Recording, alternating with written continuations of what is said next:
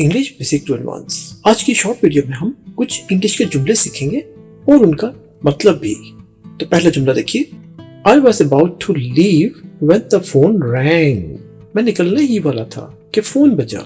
I was about to leave when the phone rang. मैं निकलने ही वाला था कि फोन बजा। She looks tired because she didn't sleep well. वो थकी हुई लगती है क्योंकि उसने अच्छी नींद नहीं ली। She looks tired because she didn't sleep well. वो थकी हुई लगती है क्योंकि उसने अच्छी नींद नहीं ली। I couldn't believe what I saw with my eyes. मैं यकीन न कर सका जो मैंने अपनी आंखों से देखा। I couldn't believe what I saw with my eyes. मैं यकीन न कर सका जो मैंने अपनी आंखों से देखा। We had a great time together at the picnic.